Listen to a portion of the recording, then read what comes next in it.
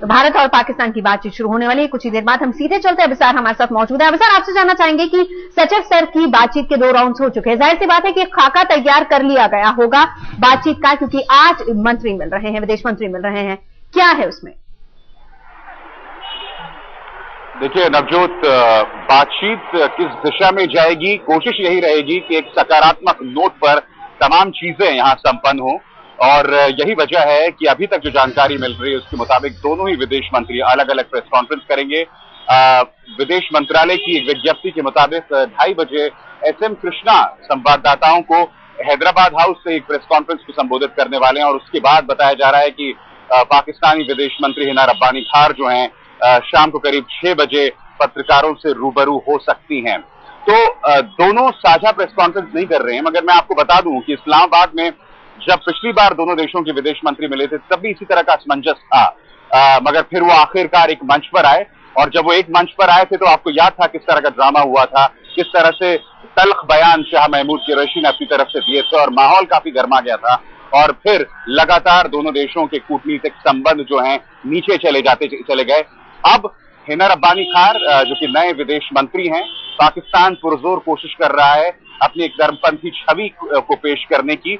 और हिना रब्बानी खार जो 5 साल देश की इकोनॉमिक अफेयर्स की मंत्री रह चुकी हैं, अब एक विदेश मंत्री का पहली महिला विदेश मंत्री है, पहली महिला वित्त मंत्री भी थी वो। तो एक तरह से आप कह सकते हैं कि पुरजोर कोशिश है पाकिस्तान की तरफ से अपनी एक धर्मपंथी छवि पेश करने की, खासकर अबोटाबाद के इंसिडेंट के बाद। तो एक तरह से कह सकते हैं दबाव है। और ये यात्रा कहीं ना कहीं हिना रब्बानी खार के लिए व्यक्तिगत तौर पर भी एक बहुत बड़ी चुनौती है नवजोत। बिल्कुल बिल्कुल, काफी बड़ी चुनौती है। अभिसार, लेकिन सवाल यहां पर एक और है कि विदेश मंत्री आती हैं और भारतीय विदेश मंत्री से मुलाकात करने से पहले अलगाववादी नेताओं से मिलती हैं। जी बिल्कुल, देखिए जहां तक अलगाववादी नेताओं से मिलने की बात है तो ये हर बार जब भी कोई विदेश मंत्री भारत का रुख करता है तो वो अलगाववादी नेताओं से जरूर मिलता है। मगर इस बार अलगाववादी नेताओं से मुलाकात विदेश मंत्री से होने वाली मुलाकात से पहले हुई, मगर उसकी रूपरेखा को, उसकी पृष्ठभूमि को समझना होगा। क्योंकि वो कल दोपहर बाद वहां पहुंची और यही एक लॉजिक दिया जा रहा है पाकिस्तानी साइड की तरफ से, यही वजह है कि वो कल पृथकतावादियों से मिली और आज चूंकि दिन भर उनका कार्यक्रम व्यस्त रहेगा तो मुलाकात का कोई मौका नहीं मिलेगा। हालांकि कल वो 12 बजे वापस पाकिस्तान का रुख कर रही हैं। ये मुलाकात कल भी हो सकती थी। तो सवाल ये कि क्या पृथकतावादियों से पहले मिलकर पाकिस्तान अप्रत्यक्ष तौर पर कोई संदेश देना चाहता है? पाकिस्तानी पक्ष ऐसा नहीं मानता, वो इसे महज एक जरूरत मानता है कि भाई वक्त था उनके पास, इसलिए उन्होंने पृथकतावादी नेताओं से मुलाकात कर ली। मगर माहौल कुछ हद तक तल्ख जरूर हो गया है नवजोत इस वजह से। बिल्कुल, अभिसार आप हमारे साथ बने रहिए। हमारे साथ खास मेहमान जेसी शर्मा जी भी मौजूद हैं। उम्मीद कितनी लगाई जाए इस बातचीत से, मुलाकात से? देखिए, कोई बहुत ज्यादा उम्मीद मेरा ख्याल है कोई भी वास्तविकतावादी व्यक्ति को नहीं है। और उसके मूल कारण हैं, जब तक पाकिस्तान की राजनीति पर शिकंजा बना हुआ है वहां की सेना का, जनरल हेडक्वार्टर्स भारत के प्रति नीति तय करता है। पाकिस्तान के राजनीतिज्ञों और विदेश सचिव का भारत के प्रति नीति से कोई लेना देना नहीं है। उनको एक बहुत टाइट ब्रीफ दी जाती है, वो उससे एक कॉमा इधर उधर भी नहीं हो सकते।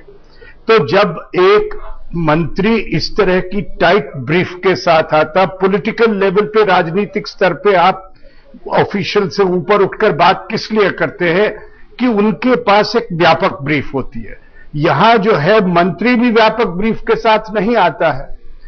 दूसरा कारण यह है कि पाकिस्तान अभी भी संवेदनशील नहीं है भारत की भावनाओं के प्रति।